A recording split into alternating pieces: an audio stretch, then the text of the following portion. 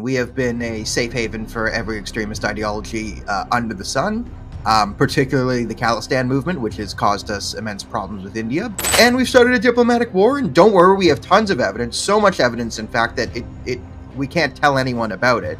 He knows Modi is right-wing, he is left-wing, right-wing is bad, left-wing is good, and to fight terrorism in his mind, he probably thinks that attacking Modi, because he is right-wing, is fighting terrorism in India, in Canada, making the world a better place. India-Canada diplomatic relationship is dead. Justin Trudeau's government blamed 6 Indian diplomats, which India recalled before Canada decided to say that it expelled them, have been blamed for it. India, of course, has vehemently denied these charges. To talk about what has happened, I am joined by Daniel Bordman, senior correspondent of the National Telegraph. He is joining us from Toronto. He also calls himself a relapsed stand-up comedian and unlicensed geopolitical analyst. Thank you for taking out the time and talking to us, Daniel. Thanks for having me. It's quite interesting times here in the cold version of Pakistan. Is that what we are right now in India? Is this Pakistan with snow? Well, given Canada's track record of proving to be a safe haven for extremist elements from, across the world, I don't know. I mean, maybe that is a word which we should be using in the context of Canada. Yeah, I mean, the last 10 years or 9 years since 2015, we have been a safe haven for every extremist ideology under the sun, particularly the Khalistan movement, which has caused us immense problems with India. But it's not just the Khalistani movement that we bow down to. We've been incredibly soft on the Islamic Republic of Iran, even though they've murdered Canadian citizens and then openly admitted to it. When they murder Canadian citizens en masse, Justin Trudeau bows down to them and then tries to loosen sanctions and give them financial rewards and tries to bring back the embassy. But now, apparently, he cares about Canadian public safety so much. Hardeep Singh Nijjar, even though he was denied entry to the country twice, is the pinnacle Canadian. Your classic thing, taking kids out to the range, teaching them how to commit terrorist attacks, supporting suicide bombings, the stuff that we all do on a nice family outing together here in the Great White North. And then he was gunned down by students because only the most industrious students come to Canada. Millions of them come to Canada now on student visas. Some of them come to school. Some of them come to do ISIS plots in New York City. But these are just the type of things Gen Z kids are learning right now. There's math, there's science, there's international terrorism, a lot of different things you can study. So some students who also happened to be Sikh came in and gunned down Hardeep Singh Nijjar, who was, again, a great Canadian gang leader or terrorist leader, depending on your perspective. Like Canada says he wasn't a terrorist leader, he was just the head of another Khalistani gang. Okay. And now we've started a diplomatic row because God forbid, Hardeep Singh Nijjar and whatever Khalistanis can't continue their Khalistani gang war in peace.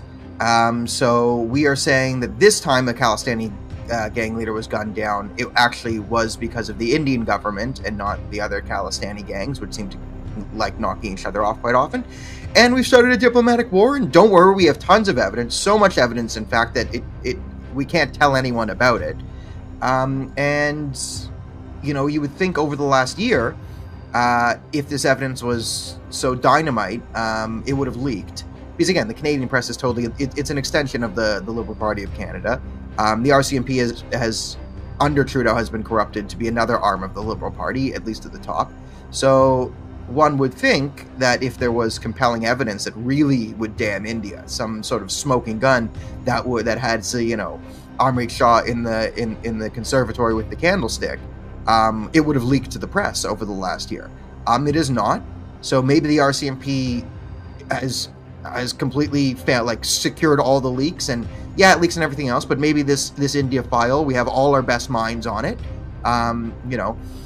Maybe that's the case. But most people in Canada, outside of the CBC editorial news board, Jagmeet Singh and whatever lunatic Khalistani is running around, no one seems to be buying this here in Canada, because we've had 9 years of Justin Trudeau, and we know how he feels about public safety, to say the least. A lot to unpack there, but before that, let me compliment you and let you know that the comedian in you is still alive and kicking very strongly, and spot on with so many things. If anybody was to ask anybody to describe this situation, what has happened over the last 72 hours, I think that is probably the shortest at the same time sharpest description of what has happened.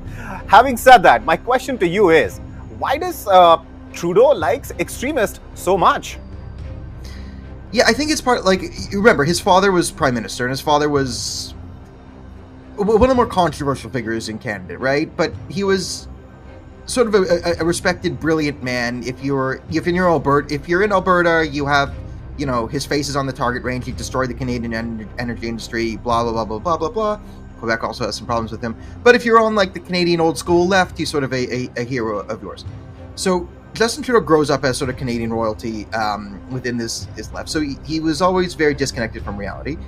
His family has had close ties with multiple illicit dictatorships, right? I mean, he had a very friendly relationship with, like, the Castro family, and that spawned its own set of rumors. But rumors aside, I mean, it's still a communist dictatorship.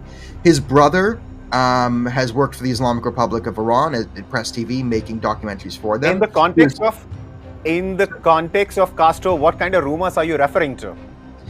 People will say that Justin Trudeau is Fidel Castro's son, and this, and that. I don't care so much. I mean, I have 8,000 scandals on Justin Trudeau that are funnier, more ridiculous, and more damning. But if you want to go with that one, have fun. Let's stick to being serious. Go ahead. Yeah. So the point, though, with Justin Trudeau is, you look at his upbringing, incredibly sheltered within this thing. He has a brother that's a hardcore fan of the Islamic Republic of Iran, right? One of the most brutal Islamist dictatorships the world's ever seen, grand exporter of terrorism. But if you really follow Justin Trudeau's mentality, it's sort of, it's the Obama mentality sort of on steroids, where Barack Obama came in, and credit to Obama, he is a self-made man in a lot of ways, and he had to be, Obama can form a sentence from beginning to end, which is one of his better qualities. Can't be said about our leader. But Obama had this mentality. It's seen in, like, the Cairo speech in 2009, right? Terrorism is our fault, and it's essentially I am so good, I am so moral, the plebs don't really know better. If I can hug the terrorism away, so you can't do it. Yes, the Islamic Republic of Iran says all these crazy things, but if I negotiate with them, I can moderate them, I can de-radicalize ISIS, I can do all this things. So this grand narrative of sort of grandiose self-importance and sort of this leftist mentality of, like, it's really conservative things and everything's a socioeconomic factor. People don't really have hardcore religious fanatic beliefs. It's just socioeconomics and all this nonsense. This is pretty much Justin Trudeau's worldview. This is a man who, when ISIS fighters, literal ISIS fighters, were coming back to Canada because we were just bringing them in, and the Conservatives brought this up. One, he said it's Islamophobic to be afraid of ISIS fighters. But when pressed on this, of, like, why are you bringing ISIS fighters back into Canada? His response was, well, they can be a powerful voice for de-radicalization. Oh, so our plan to de-radicalize youth in Canada who might be trending towards Islamic extremism is to have them sit down with ISIS. Interesting, right? So this is kind of where his mentality is if I just do the right thing and think the right things and feel the right way, I can de-radicalize all the different types of terrorism. So you expand this out, and you then get, like, Khalistani lunatics running around. Of course, he would believe that, again, he has such spurious notions. I mean, the Khalistanis are ridiculous. They're trying to blame 1984 on Modi, even though Congress was in charge. But this doesn't work on most people, except Justin Trudeau, who, he knows Modi is right-wing, he is left-wing, right-wing is bad, left-wing is good, and to fight terrorism, in his mind, he probably thinks that attacking Modi, because he is right-wing, is fighting terrorism in India, in Canada, making the world a better place, because it's really, when Modi, who wasn't in power in 1984, was being really mean, and that caused the issues in the 80s. It was right, like, again, because all roads in Justin Trudeau's head lead back to people who think different political thoughts. That is the major extremism, right? You saw, this is the man who invoked martial law on the truckers. if he actually thinks that, we'll really have to find out who his history teacher is, what kind of books has he been reading. But that said, at this point in time, a theory which is being propagated, and this has been discussed, I've heard you speak about it on other platforms as well, is that at this point in time, Justin Trudeau is a very unpopular man in Canada. You're in Toronto. How unpopular is he? He's also facing, of course, a rebellion from Liberal MPs from within his party, and is said to be on very shaky grounds. And there are no confidence votes that he needs to survive if his government has to continue till October 2025, which is when the elections are. So at this point in time, how unpopular Trudeau is, and perhaps, as some are alleging, that he needed to create an enemy, outside, an enemy against which the country can come together, because at the end of the day, we did see conservative, leaders also, echoing what Trudeau said, in the sense that because Trudeau phrased it as a matter of national security. So in that sense, if you can throw some light on how unpopular he is, and of course, why do you think he might have done what he has done at this point in time? Yeah, so you're right. This does kind of look like a bit of a rally around the flag moment, and the Conservative Party, all parties, when the RCMP comes out and says all these crazy things, you have to side with the security agencies. You can't say, I doubt them, and right, so you just release a statement, this is bad, we're looking into it, investigate more, like we support. Justin Trudeau and the Liberal Party, again, we run a first past the post system, parliamentary system here in Canada. Current polls have them projected at 4th place. So they would be behind. So the Conservatives are projected to win a supermajority. The second place party in Canada right now is actually the Bloc Québécois, which only exists in the province of Quebec, and it's like a French separatist party. They're second place, and they only exist in one province. Third place is the NDP, who's also deeply unpopular now because they threw their lot in with the Liberals, and Jagmeet Singh is. I mean, we can go into NDP internal politics, but again, that's very Canadian history, and you don't need to know labor union stuff to get here. 4th place is the Liberals. Okay, and the Liberals dominate Canadian politics. Okay, Canada's a left-leaning country. The Liberals are the party of Canada in a lot of ways. They rule sort of for the majority. I mean, Stephen Harper ruled 10 years, but the country does naturally default to the Liberal Party, just as a general rule. They're in 4th place. That's rather significant. They are losing strongholds. They lost one of their major strongholds that they usually win by 20 points in Toronto in a by-election. That was in a majority Jewish neighborhood, and the Jewish community has completely abandoned Trudeau. They see Justin Trudeau as the chief enabler of anti-Semitism, all the riots and chaos on our streets, the synagogues being vandalized, our schools being shot at and burned down. That's all on the Liberal Party. So you saw the Jewish community mobilize against him, get him out there, and you say, okay, maybe that's just, okay, there's only Jews in a few different ridings, and yeah, he threw the Jews under the bus to win the Muslim vote or whatever. Then you go to Montreal. Okay, you think Toronto's liberal? Go to Montreal, and especially the Anglo parts of Montreal are red. Like no one votes for anything other than it's illegal to vote against the Liberal Party if you're an Anglophone in Quebec. It's own. The Bloc Québécois, they lost one of their strongholds in Montreal.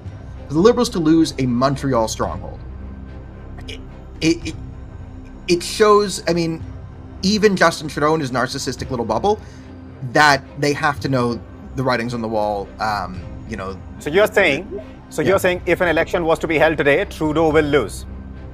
Trudeau would be obliterated. He currently, even if the Liberals and the NDP combine their parties together, they would still lose. And that's, I mean, that's unheard of in Canadian electoral history. Absolutely unheard of. He wouldn't just lose, he would be obliterated. They might lose official party status. Like, that's how bad things are going, right? So, yeah, if there was the minute an election is called, he's out of power. So in order to stay on to power, he has to sort of make coalitions, and he has to either go with the Bloc Québécois, which is a French separatist party, or the NDP, which now functions as a Khalistani separatist party, with some communist musings about price controls mixed in there. But yeah, in order to maintain power, he has to appease either the NDP or the Bloc Québécois, which is what led many people to sort of surmise that, okay, Jagmeet Singh's a hyper, Khalistani separatist. If Justin, and leaders have a lot of control over the parties in Canada, so two leaders can sort of kind of hold a party together against its will. I mean, and now even Liberal MPs are trying to break this, but there's very top-down control in Canadian politics. So if the two leaders can agree on something, they can pretty much stay in power through the entire minority government, which is a bit unheard of. It is not out of the realm of possibility to surmise. Now, I don't think this is 100% makes up for it, but I think it's reasonable to say that it's a non-zero contributing factor that this public spat in India might have had some domestic political benefits in terms of maintaining power for the Liberal Party to appease Jagmeet. So that could be one of the reasons, but there's many. And would it also be reasonable to say that at this point in time, for those reasons, Justin Trudeau is a very desperate man. He's looking for a crutch to survive, and whatever that crutch might be, and in this case, of course, the diplomatic row between India and Canada is something which he can divert people's attention to from the state of Canadian economy, the prices of houses in cities like Toronto and Montreal. And but I think the bigger distraction is actually he's currently, and his government's under investigation for foreign interference. So we know there's 11 MPs in Parliament that our own security agencies have identified as foreign assets in Parliament. Most of them, I guess, are CCP. I know one of them that's an outright asset of the Islamic Republic of Iran. So maybe he's one of the 11. Maybe he's a different one. But it's this that and the allegation is that this interference helped Trudeau win elections. Yes. Flipped some seats and had significant seats from the we do have evidence. We actually have evidence that the CCP put their finger on the scale in the last election to undermine the Conservatives and prop up the Liberals, and was bussing in Chinese nationals and foreign nationals to stack votes and in different. Like, we have all the evidence of this. It's just the Liberals are ignoring. When you say evidence, sorry, I'm interrupting. When you say evidence, though, it is very different from the kind of evidence which RCMP, or for that matter Trudeau, and of course Melanie Joly presented in case of India. In this case, you're talking about some real evidence. What is that evidence? Well, Ellen, this has been found out by a lot of reporting done by, I believe, Sam Cooper and the Globe and Mail. We have transcripts from different members of the Chinese consulate or embassy, I think it's consulate, on the phone directing that. We have Han Dong on admitting, we have the footage that we have them admitting that they were bussing in foreign nationals to vote, right? It's just we're trying to say, did he know that they were foreign nationals? Did he not know that they were foreign nationals that he was paying to bus in to vote for him? There's lots of there's CSIS reports and different things, and the Liberals at one point, they were receiving emails. I mean, the initial excuse for the foreign interference was so funny. I mean, this is the absurdity of Canada and the fact that the Canadian media is all bought up by the Liberals. The initial excuse was they were warned by CSIS about all this stuff when it came out, and they had the emails, and their excuse was, we didn't know how to open our email. And they go, oh, okay, you didn't know how to. So the leaders of the Canadian government went on the record and said, we don't know how to open an email. Don't know how to do that. We can't figure it out. Interesting. And then there was a question put back, okay, can we just resend? Can CSIS resend you guys the emails, and then we can do this again? And they said, no, we can't. We can't resend the emails.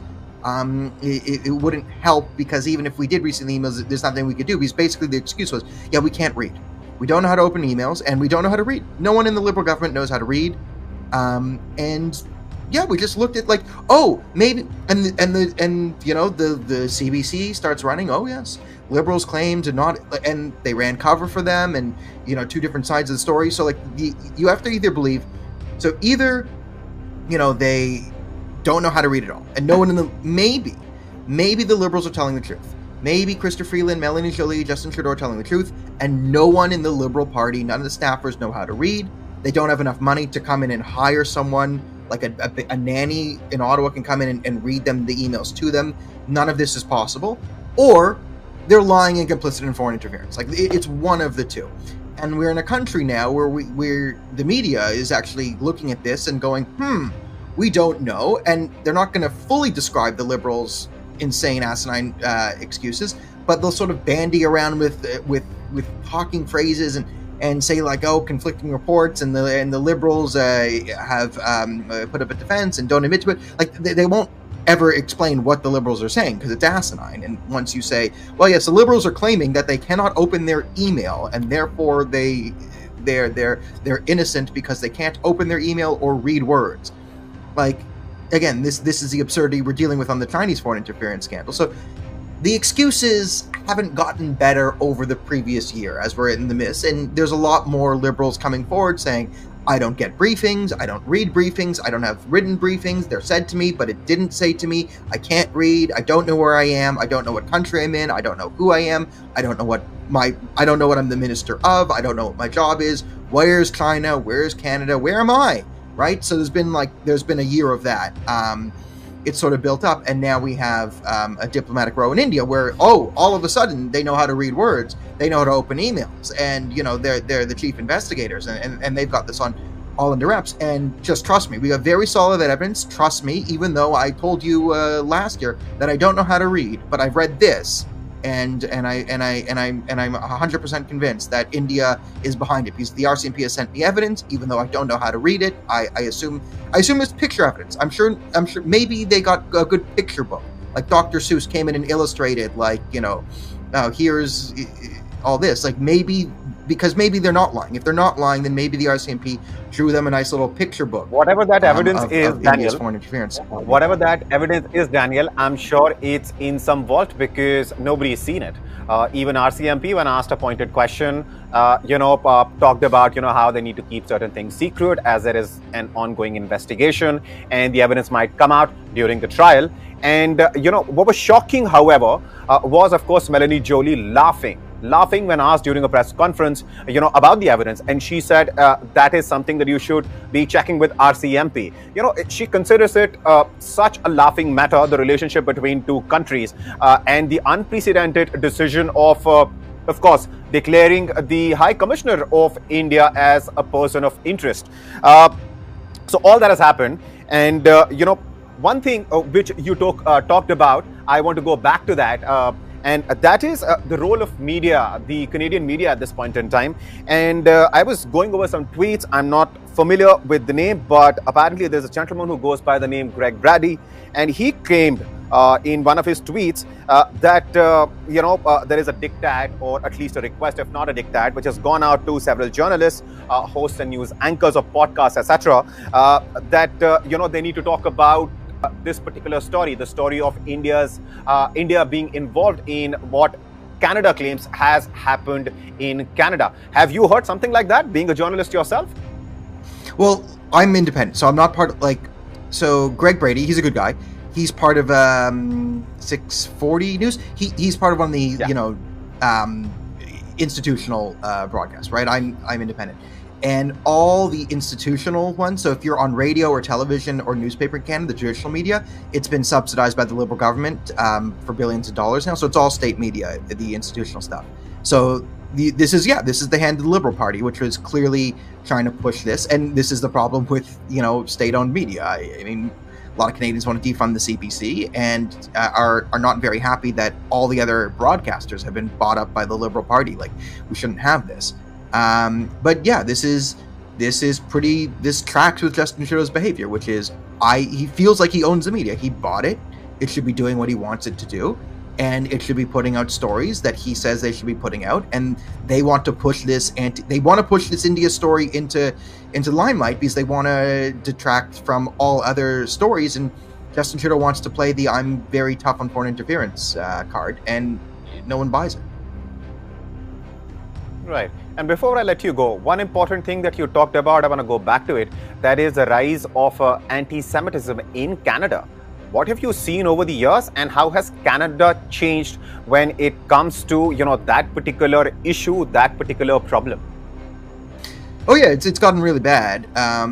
So especially since October 7th, right? It was always getting worse under Trudeau because the people he was importing from, and listen, he talked about his plan in 2015 was to prioritize bringing in people from the Middle East who hold deeply anti-Semitic views. But also his communist and neo-Marxist friends are deeply anti-Semitic. So synagogues have been burned. Jewish day schools have been shot at. One was shot at for a second time on Yom Kippur, the holiest day in the Jewish calendar. When Jews do anything, there's a mob of lunatics to meet them.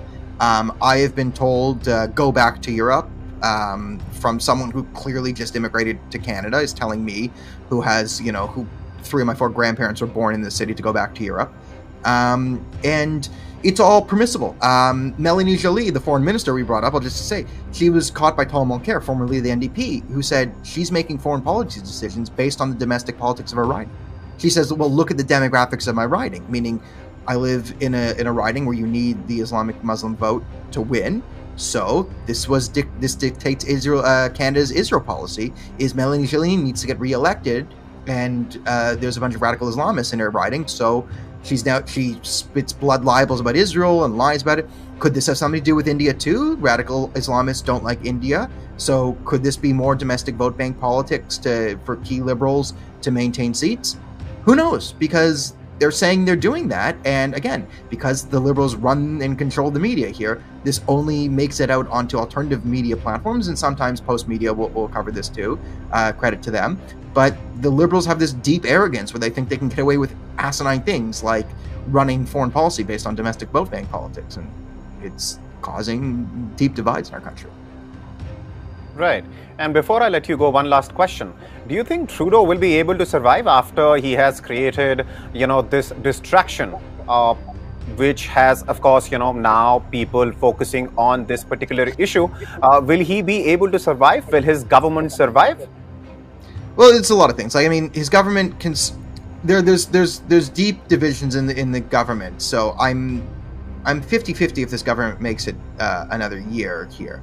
Will Trudeau survive? No. The Liberal Party is going to get wiped out politically. His personal career, yeah, he's going to do fine. Someone's going to write a book for him. He's going to go run around Europe in the United Nations pretending to be the most important guy in the world, and then he'll get some job at some global UN climate change, something for diversity, whatever.